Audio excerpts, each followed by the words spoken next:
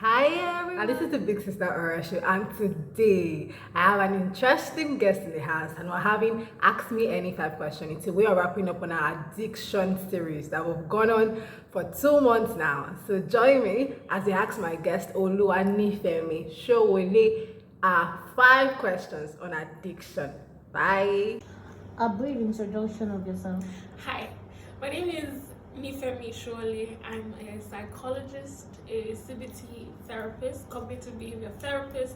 I'm a mental health consultant. Basically, I think of myself as mental health. So I am mental health.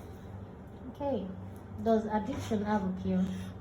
Interesting question. So first of all, I'll start by explaining what addiction is.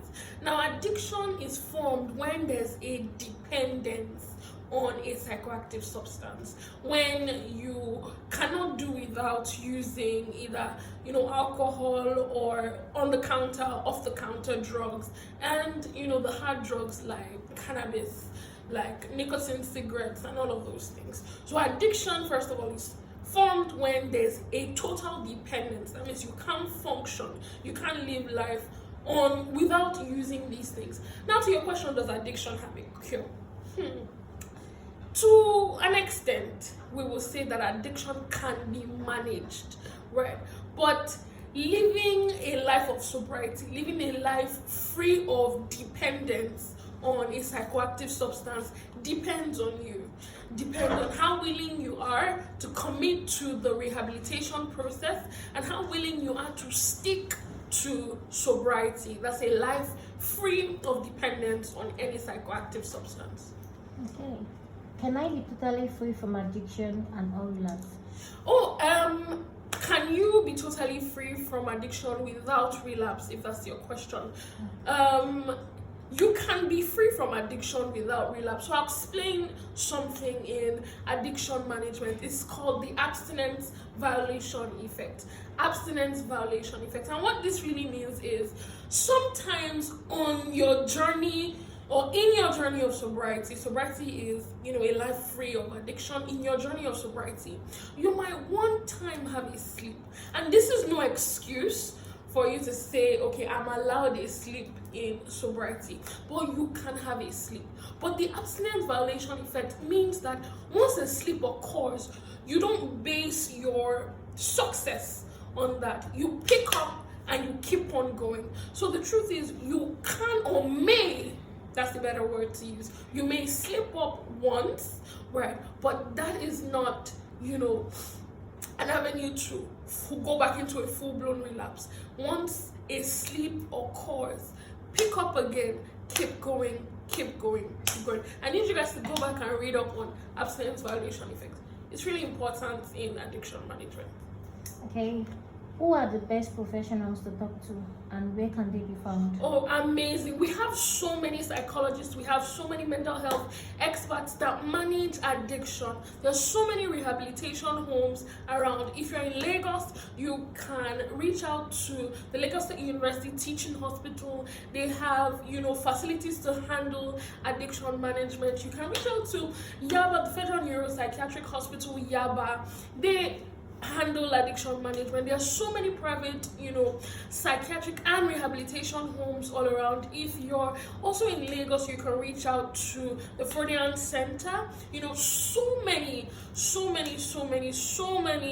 rehabilitation homes for addiction management. I like to say this as an end.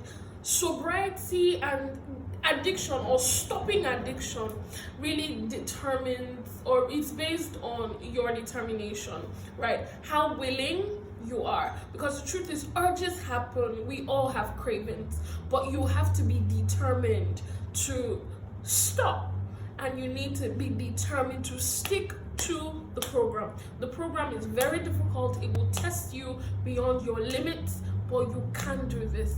So bye guys. Is support group advisable? Oh, definitely. We have so many support groups, like the Alcoholic Anonymous, like the Nicotine Anonymous. We have so many support groups, and I'll say this. A support group helps you, a support group helps you realize that you're not alone. most of the times when individuals are coping with a mental health disorder, with an emotional need, right, they tend to feel isolated. They tend to think that their feelings are individualistic. But when you're in a support group, you realize that there are so many people coping and struggling with the same things that you do, and you find solace, when you have a support group, and you find a new source of motivation, right? So, and I know that people thrive when they are highly motivated. Okay, I am done with addiction, but I still constantly feel guilty. So what can I do to overcome my guilt and shame? I would say this: guilt is born as a result of personal prejudice, right? You need to have self-compassion. What is self-compassion? The acceptance of self, despite standards and shortcomings. You have to see yourself as an individual that has gone through a process and that is living a life of sobriety, and that is an achievement, and that is what you should, and that is who you should see yourself as, not as an individual limited by cravings or limited by urges. Remember, you are an individual that has overcome an obstacle. You're an individual that is wholesome and finds worth and value in himself or herself despite standards and prejudices. Thank you.